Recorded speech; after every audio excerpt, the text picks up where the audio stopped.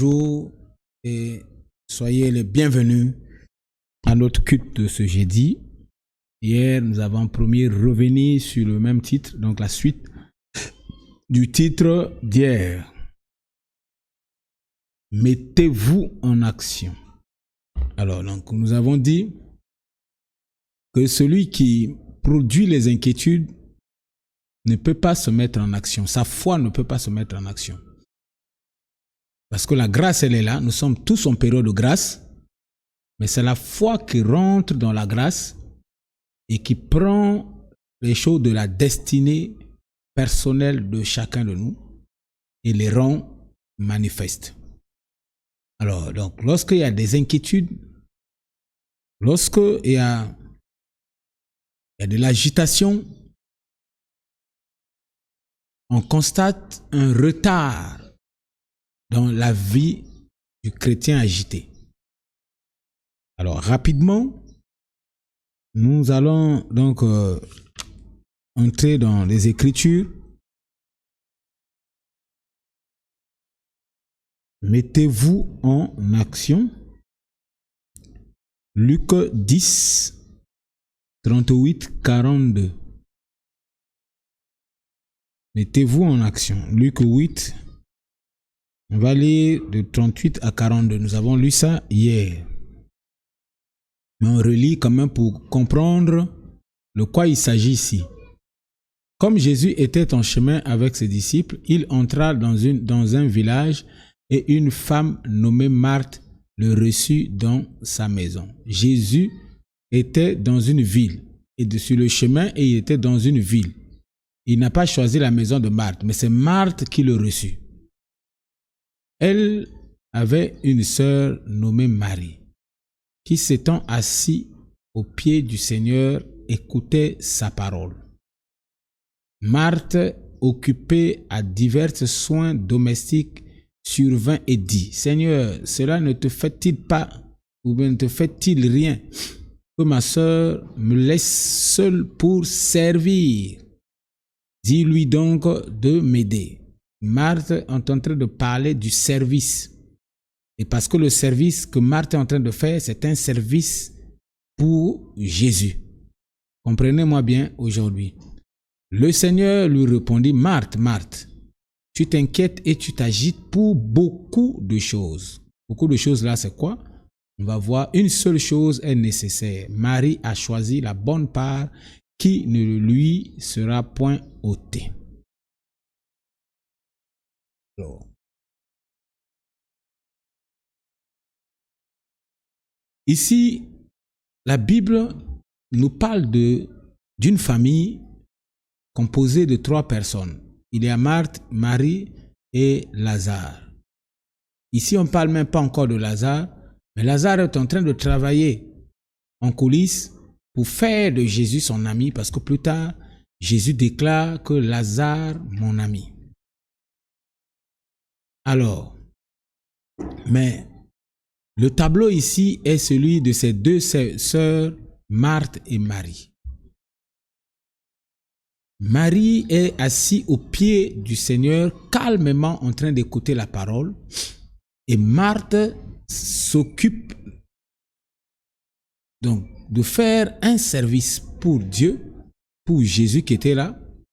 Donc s'occuper des soins domestiques pour Jésus, arranger le lit de Jésus, laver les habits de Jésus, faire les activités pour Jésus, faire à manger pour Jésus. Et pendant qu'il était submergé dans ses activités, il a ignoré complètement la présence de Jésus dans sa vie. Donc, les activités de l'Église peuvent nous désorienter de la vraie vérité de la parole de Dieu. Lorsqu'on est trop ancré, on est trop concentré pour les activités, les actions à l'Église, croisade, chant d'adoration, protocole, diacre, ainsi de suite, les fonctions et autres, les services qu'on organise pour Dieu, le social, aider les gens, évangéliser, tout ça là. Tant qu'on n'a pas encore choisi la bonne part, je te décourage que tu n'auras rien. Même si tu fais de belles actions pour Jésus, mais tu t'inquiètes pour Jésus. Mais on ne s'inquiète jamais pour Jésus. Et on ne travaille pas pour Jésus. On doit travailler en Jésus que de travailler pour Jésus. Celui qui travaille en Jésus organise les activités en Jésus, donc en Christ. Il fait tout ce qu'il fait en Christ. Il ne s'agite pas comme Marthe s'était agitée. Alors, Marthe donc accuse Jésus. Écoute maintenant Matthieu 6, 31.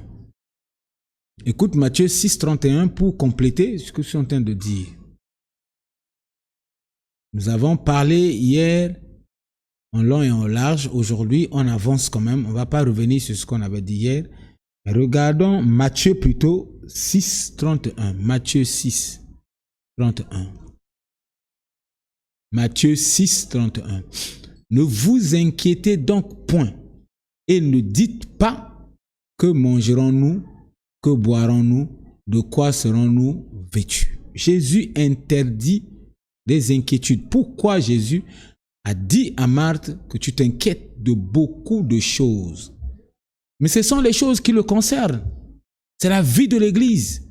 Mais Jésus dit, que ce soit la vie de l'Église, que ce soit les choses qui te concernent toi, mon frère, ma soeur qui me suit maintenant, Jésus-Christ qui est la solution à tout problème est rentré dans la maison de Marthe, est rentré dans la maison de Marie, est rentré dans la maison de Lazare, et donc rentré dans leur vie.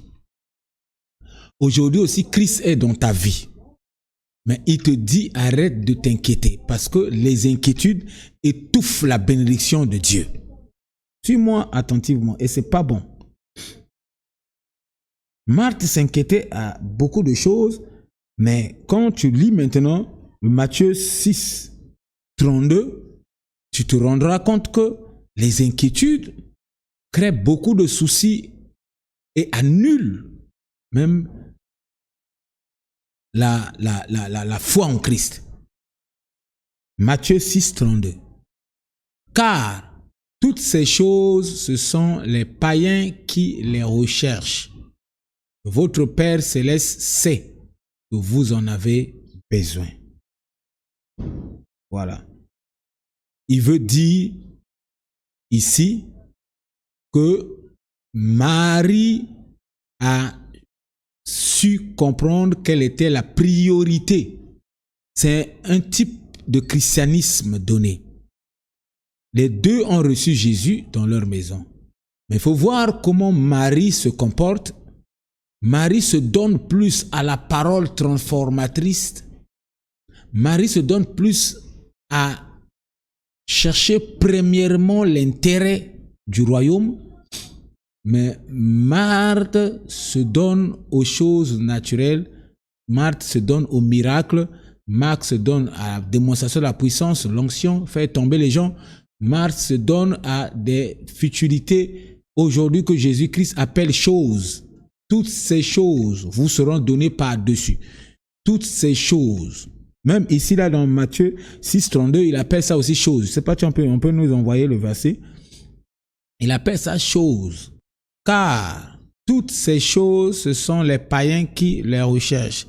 Alors, si les païens recherchent ces choses-là, les biens matériels et tout, toi aussi, tu te mets dans la recherche des biens matériels. Mais quelle est la différence entre toi qui connais Christ et le païen qui ne connaît pas Christ? Quelle est la différence? Tu dois garder ta foi. Tu ne dois pas chercher les choses. Les choses doivent te suivre. Tes choses te connaissent. Ton mariage te connaît. Ta maison te connaît. Tout ce qui te concerne connaît ta destinée et dans la destinée. Mais ce qui est déjà passé ne t'inquiète pas. Il y a encore d'autres choses. Sur chaque destinée, la destinée est remplie toujours des choses. Il dit, toutes ces choses vous seront données par-dessus. Cherche premièrement l'intérêt d'abord, la primauté de Dieu, la priorité et le droit de propriété dans ta vie. Est-ce que tu reconnais que Dieu passe en premier avant toute chose au monde? Est-ce que tu crois que Dieu est prioritaire dans tes programmes, dans ton agenda? Est-ce que tu crois que Dieu est ton propriétaire? C'est lui qui a ta vie en main. Est-ce que tu crois à ça d'abord? Marthe s'inquiétait parce que Marthe n'avait pas cette connaissance. Mais Marie savait. Écoutez très bien. Au verset 33, qu'est-ce qu'on dit? Au verset 33 de Matthieu 6. Matthieu 6, 33. On regarde le verset 33. Cherchez premièrement le royaume et la justice de Dieu. Et toutes ces choses vous seront données par-dessus. 34. Ne vous inquiétez donc pas du lendemain, car le lendemain aura soin de lui-même. C'est un ordre. Dieu, Jésus-Christ, va ordonner ton lendemain et que ton lendemain va donc te produire les effets de ce que tu cherches. Dieu te donnera des choses qui seront au-dessus et au-delà de ta prière, au-delà de ce que tu as demandé. Dieu est Dieu et il ne ment jamais. À chaque jour suffit sa peine. On ne demande pas ici de ne pas aller travailler, mais d'arrêter de s'inquiéter parce que tu as demandé et que tu n'as pas encore eu ta réponse. Jésus répond toujours à chaque prière. Quand Jésus dit, je sais que tu me exauces toujours.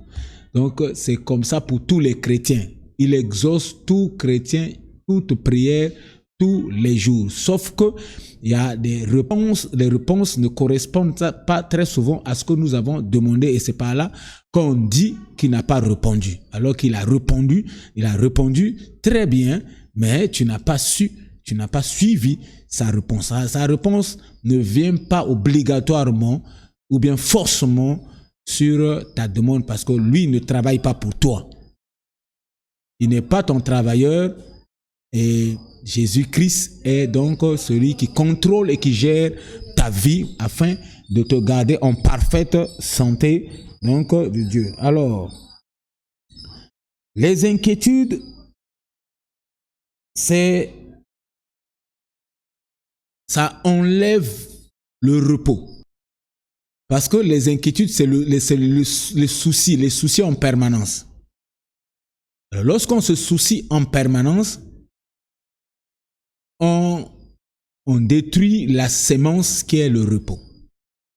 C'est-à-dire qu'on n'a pas de repos, on a des insomnies nuit et jour, simplement parce qu'on s'inquiète à beaucoup de choses que Dieu interdit. Jésus-Christ est avec toi. Il dit ne t'inquiète pas. Pourquoi tu veux prendre sa place? C'est ça le problème. Nous vivons une vie de frustration, de malheur. Parfois, ce n'est pas les sorciers. C'est nous. Nous manifestons une vie qui n'est pas dans les normes bibliques. Alors que la vie chrétienne, elle, est un mode de vie opérationnel calqué sur la parole de Dieu. Le christianisme, je précise bien que ce n'est pas une religion. J'insiste, ce n'est pas une religion. La religion chrétienne n'existe pas. Alors, si les gens veulent appeler ça comme ça, qu'ils appellent. Mais tout ce que je sais, et selon la Bible, le christianisme est un mode de vie avec comme modèle Jésus-Christ de Nazareth, Dieu parmi nous. Et aujourd'hui, il a dit, il est avantageux que moi je m'en aille pour que vous viviez aussi la même vie. C'est un mode de vie. Voilà. Ce n'est pas une religion. Voilà pourquoi on vient à l'église pour apprendre à vivre ce mode de vie, apprendre à accepter que Christ habite en nous et pour aller vivre ça au dehors qu'on appelle l'œuvre de Dieu. Et Marie est en train d'apprendre l'œuvre de Dieu, mais Marthe est en train de faire l'œuvre pour Dieu. Et c'est là où il y a les deux modes de vie ne correspondent pas. C'est pour ça faire l'œuvre pour Dieu. Il y a beaucoup d'inquiétudes et il y a beaucoup de blessures et il y a des échecs de gauche à droite. Donc Marthe n'avait pas une vie de triomphatrice. Marthe n'a pas triomphé. Écoute très bien. Alors lorsque on regarde Matthieu 13, 22, qu'est-ce que ça nous dit? Matthieu 13, 22 nous dit quoi? Alors, 13, 22. Celui qui a reçu la sémence parmi les épines, c'est celui qui entend la parole, mais en qui les soucis, donc les inquiétudes du siècle présent et la séduction des richesses étouffent cette parole et la rendent instructueuse, ça veut dire inutile. Est-ce que quelqu'un peut relire le verset biblique?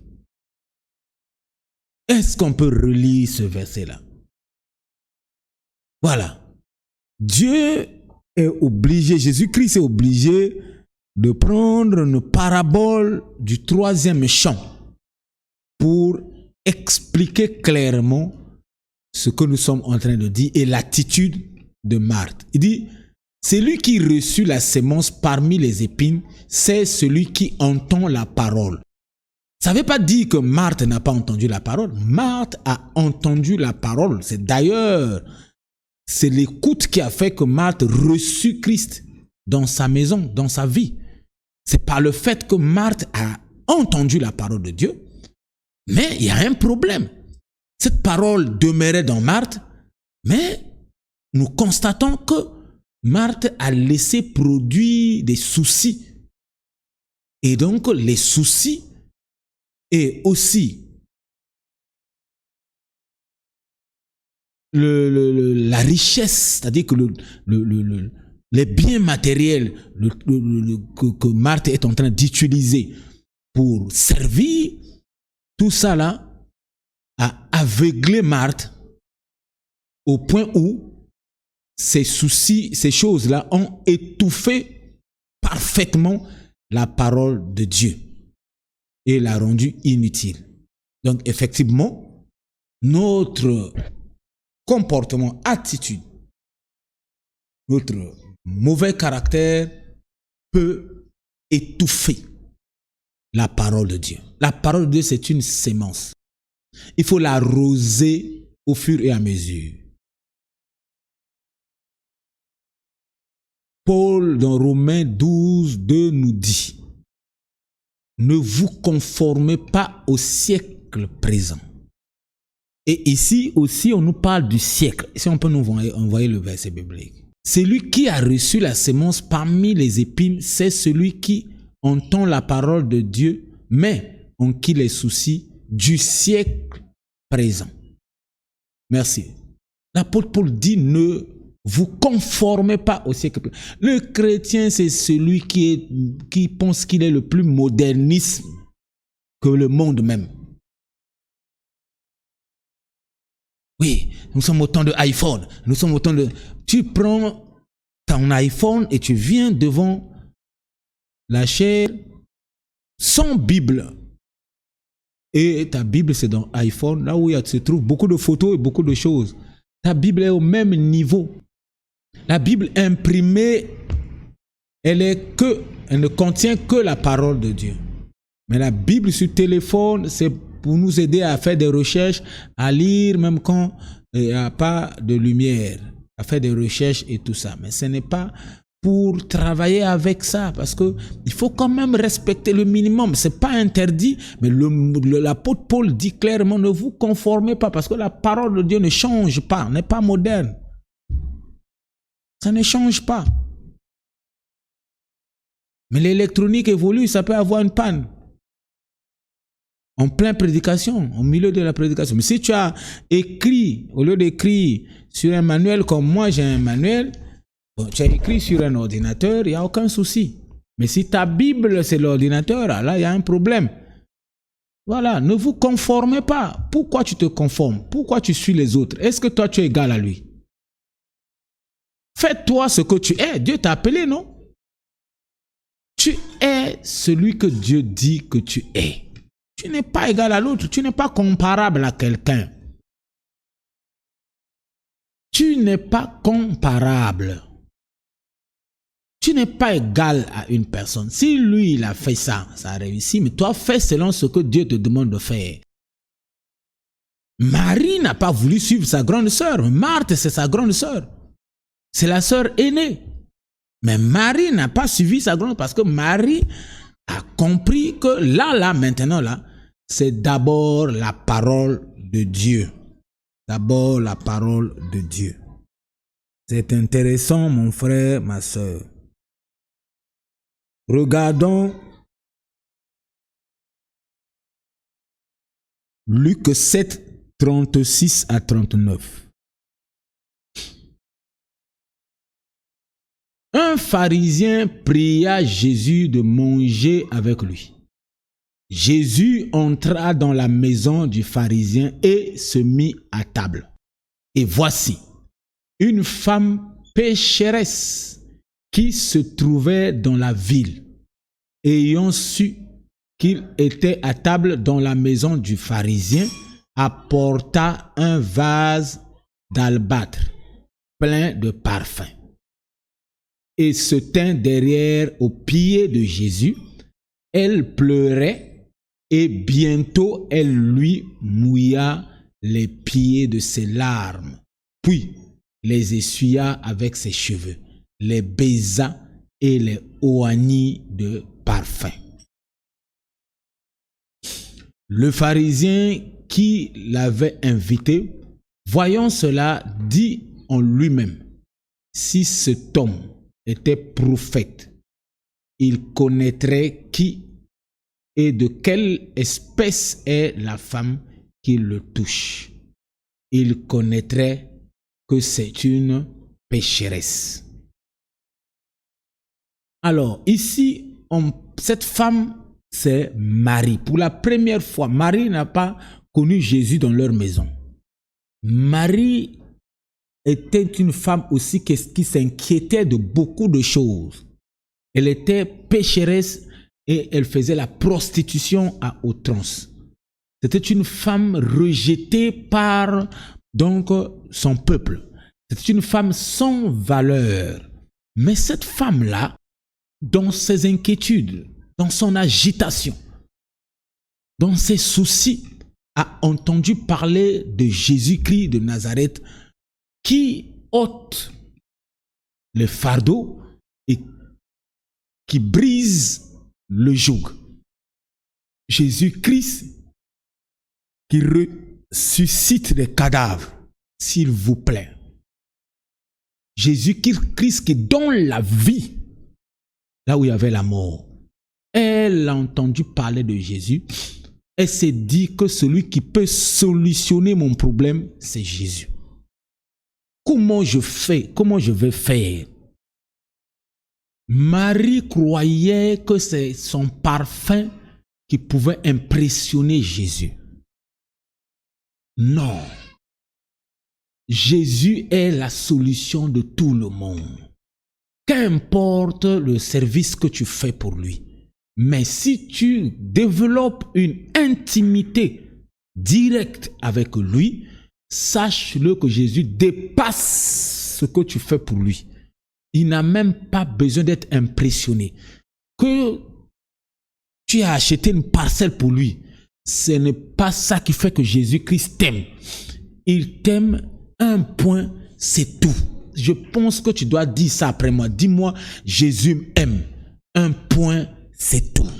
C'est son amour envers toi. Personne ne peut venir, on lui dit, personne ne peut venir au Père sans passer par moi. C'est lui qui attire les élus. Il t'a attiré. Tu n'as pas accepté Jésus par toi-même. Tu n'as pas été baptisé par toi-même. C'est Jésus qui t'a attiré.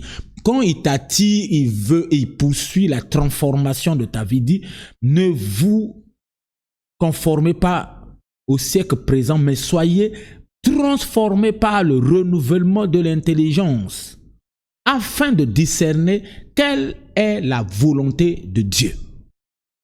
Ce qui est bon pour toi, c'est de t'attacher à Christ. Attache-toi à Christ, tu vas grandir. Tu vas comprendre à fond et tu vas plus avoir des débats sur les Écritures et suivre n'importe qui sur Internet. Sur Internet, tout le monde passe et tout le monde parle. On ne peut pas interdire à quelqu'un de parler et de faire ce qu'il veut. Mais toi, avec l'esprit de discernement, tu as la capacité de discerner quel est l'esprit qui se cache derrière les paroles qui sont prononcées par cette personne-là. Ne donne pas ta vie à n'importe qui, s'il te plaît. Je t'en conjure. Alors, Marie a donc décidé de suivre Christ dans la maison de pharisiens, sachant que elle n'était pas aimée des pharisiens. D'ailleurs, tu vois la réaction des pharisiens. Si cet homme-là, Jésus, était un prophète, est-ce que Jésus a dit qu'il est prophète? Jésus n'a jamais dit qu'il est prophète. Alors, si tu entends des messages comme ça sur Internet, que Jésus est prophète, Jésus est le prophète d'Israël, Jésus n'a jamais dit qu'il est prophète. Jésus a dit qu'il est le prince, Jésus a dit, mais il n'a jamais dit qu'il est prophète.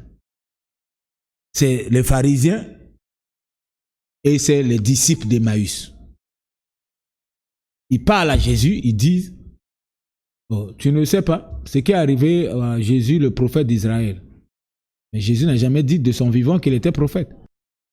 Donc on trouve les enseignements comme ça, Jésus est prophète, Jésus n'est pas prophète. Jésus est le prophète par excellence, il n'est pas prophète, il est Dieu. Il connaît tout ce qu'on dit là, tout ce qu'on parle de prophétie là, c'est sa parole. Donc il ne prophétise pas, Jésus ne prophétise pas. Celui qui prophétise, c'est celui qui prend de quelqu'un. Il prend la source de quelqu'un et il donne. Ainsi parle quelqu'un, ainsi parle Dieu. Et il prophétise. Mais Jésus ainsi parle qui? Lui-même il dit en vérité, en vérité. Donc il n'y a que la vérité. Lui il dit vérité, c'est clair. Jésus n'est pas prophète, ni docteur, ni apôtre, Jésus n'est pas apôtre par excellence, ni docteur, ni pasteur. Il n'est pas pasteur, il n'est pas berger. Il n'est pas berger. Ah, là aussi c'est des débats. Jésus a déjà dit qu'il est berger. Tu as lu ça dans la Bible, la parole de Jésus dit que je suis le berger. Tu as lu ça où? Ou bien c'est les gens qui... il faut rentrer dans la Bible et puis chercher à distinguer les déclarations de Jésus et ce que les hommes disent de lui. Si moi je te dis que tu es voleur, c'est moi qui pense que tu es voleur. Mais toi-même, tu sais que tu n'es pas voleur. Tu n'as jamais dit aussi que tu es voleur. Mais moi, je pense que tu es voleur. Ça n'a rien. Toi, tu peux penser que je suis franc-maçon. Mais c'est ton opinion, par exemple. C'est ce que tu penses. Mais je t'ai jamais dit que je suis franc-maçon, par exemple. Je t'ai jamais dit que je suis impudique, par exemple. Mais toi, tu peux penser ce que tu veux. Il y a des pensées comme ça dans la Bible. Ce que le pharisien est en train de penser devant Jésus. Il est libre de penser comme ça. Il pense que le prophète là, s'il est vraiment prophète, il va savoir, oh, il sait avant que Marie soit née, avant même que le pharisien lui-même soit né, avant qu'il construise sa maison, Jésus savait qu'il allait rentrer dans sa maison et faire ce qui s'est passé, et manger sur sa table. Jésus savait ça avant même qu'il pense que c'était un prophète. Voilà. Il connaît la fin d'une chose ou la réalité d'une chose avant que ça commence dans l'infini. Il est infini. Il ne change pas. Le pharisien a besoin de la transformation pour comprendre que celui qui est avec lui, c'est Dieu. Emmanuel. Ce n'est pas le prophète. Mais Marie avait compris que ce n'est pas un prophète. Par rapport aux échos et par rapport à la grâce que Dieu a fait à Marie, Marie est rentrée. La Bible dit qu'il s'est assis aux pieds de Jésus. Et c'est la même attitude lorsque Jésus a fait l'entrée dans leur maison. Marie a fait la même chose. Cette fois-là, Marie avait compris que ce n'est pas grâce à son offrande, mais c'est elle-même qui doit être une offrande à Jésus. D'abord, avant d'offrir quelque chose autre. Mais Marthe n'avait pas compris ça. Marthe s'est mise à développer les offrandes. Mais Jésus poursuit d'abord toi-même, l'adorateur, la vie de l'adorateur, le corps de l'adorateur, toi-même le sacrificateur. C'est ce que Jésus veut. Il veut que tu lui donnes ton corps vivant, sain et agréable. Alors, donc, Marie, décrit comme une femme pécheresse, mais n'a pas échoué dans ce qu'il était venu chercher devant Jésus. C'est peut-être par là que Jésus est donc rentré dans leur maison, voyant sa foi, et Jésus est allé aussi dans leur maison. Est-ce que tu peux appeler Jésus vivre dans... Pourquoi tu laisses Jésus au salon? Jésus pour toi est comme un invité. Simple. Certains invités, on les reçoit même dehors. Les invités qui n'ont pas de valeur. Mais les invités qui ont de la valeur, qu'importe la situation, on les reçoit dans la maison au salon. Et l'invité le plus important, c'est celui qu'on invite dans la chambre même. Jésus, ce n'est pas celui que tu dois laisser au salon pour gérer les situations de ton salon, non. Gérer les activités, non. Jésus doit rentrer dans ton intimité. Quand on regarde Luc 7, 40 à 50, on va trouver quelque chose d'important là-bas que donc Marie avait donc développé. Jésus prit la parole et lui dit, « Simon, j'ai quelque chose à te dire. Maître, parle, répondit-il. Un créancier avait 2 débiteurs. L'un devait 500 deniers et l'autre 50. Comme ils n'avaient pas de quoi payer, il leur remit à tous 2 leurs dettes, lequel l'aimerait le plus. Simon répondit, celui, je pense, auquel il a le plus remis. Jésus lui dit, tu as bien jugé. Puis se tourna vers la femme et dit à Simon, vois-tu cette femme? Je suis entré dans ta maison et tu ne m'as point donné d'eau pour laver mes pieds. Mais elle les a mouillés de ses larmes et les a essuyés avec ses cheveux. Tu ne m'as point donné de baiser, mais elle, depuis que je suis entré, elle n'a point cessé de me baiser les pieds. Alors, on continue. Tu n'as point versé d'huile sur ma tête, mais elle a versé du parfum sur mes pieds. Ceux qui étaient à table avec lui se mirent à dire en eux-mêmes, qui est celui-ci qui pardonne même les péchés? Mais Jésus dit à la femme, ta foi t'a sauvée, va en paix. Voilà l'élément que je voulais. C'est l'engagement, l'action. Mettez-vous en action.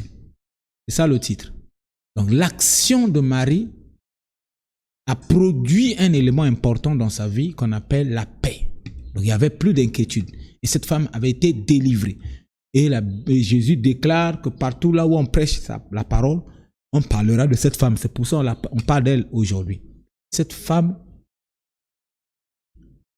a fait une action qui a développé une paix intérieure. Et c'est ce qui fait que Jésus vient dans leur maison. Alors,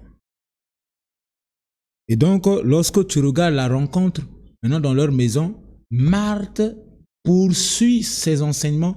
Marthe poursuit à garder sa paix au lieu de s'inquiéter et donc de s'agiter à tout vent. Toi aussi, arrête de t'agiter. Jésus-Christ est en toi. Il t'a apporté la paix. Sa vie, c'est la paix, la joie. Vient de l'amour de Dieu. Il t'aime, point barre. Accepte ça et vis le miraculeux. Alors, regarde ce que Dieu dit à Jérémie. Jérémie 15, 16. Jérémie 15, 16.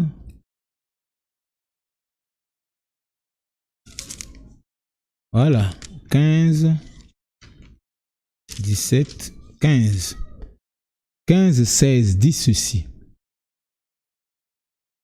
J'ai recueilli tes paroles et je les ai dévorées. Tes paroles ont fait la joie et l'allégresse de mon cœur, car ton nom est invoqué sur moi, Éternel Dieu des armées. Voilà une déclaration. Il dit, j'ai dévoré. Dévorer ici, c'est manger en cascade. Déchirer la parole de Dieu, pas dans le cadre de détruire, mais dans le cadre de remplir les poches surnaturelles de Dieu dans ta vie. Parce que quand Dieu vient en toi, il a besoin de cette parole-là, besoin de dévorer cette parole. Dévore la parole de Dieu. Dévore la parole de Dieu. Ça, c'est Jérémie qui dit. Il dit, j'ai recueilli tes paroles. Je les ai mis ensemble et je les ai dévorés. Voilà, manger avec énergie. Engloutir la parole de Dieu avec énergie. Et il dit, tes paroles ont fait la joie. Donc, lorsque tu manges la parole de Dieu, ça te fait la joie, la paix et l'allégresse de mon cœur. Et tout ce que tu n'avais pas dans ton cœur, tu vas commencer à manifester ça. C'est pas la parole. Aucune prière. La prière vient pour arroser la sémence. La prière, c'est pour arroser la parole d'abord. Si tu n'as pas de connaissance de la parole, arrête de prier. Tes 40 jours là ne feront rien. Et quand tu finis 40 jours, tu crois que c'est Dieu qui t'a répondu. Ce n'est pas Dieu, c'est Satan. Satan a dit qu'il a des biens. Et là aussi, c'est un mensonge. Il faut comprendre aussi. Satan ne peut pas dire la vérité. Il dit à Jésus, tout cela m'a été donné. Est-ce que lui peut dire la vérité? Qui lui a donné ça? Qui lui a donné ça? Ou bien ce sont tes biens à toi que lui contrôle et après, quand il trouve que tu es dans l'ignorance, il te prend un peu, il te donne et tu crois que tu étais béni par Dieu. Il te garde dans l'ignorance. Satan n'a rien à te donner. Ce sont des choses qui sont dans ta destinée que tu ignores, que lui contrôle. Il fait que contrôler ce que Adam avait perdu le contrôle. Mais Adam ne lui a jamais donné quelque chose. Il dit, ça m'a été donné. Tu vois, Jésus n'a même pas répondu à ça parce qu'il sait que c'est le mensonge. Il ne peut pas dire la vérité. C'est le père de quoi? Le mensonge. Il ne peut pas dire la vérité. Et suit son échange avec Marthe. Satan a modifié même ce que Dieu avait dit.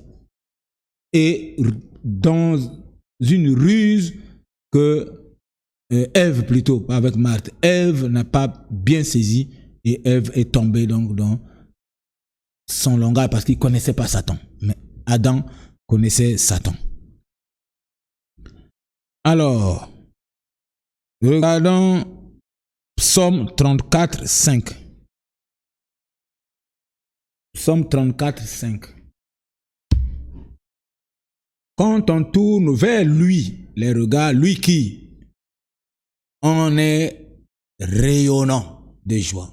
Toi, tu ajoutes, lui là c'est qui? Tu ajoutes.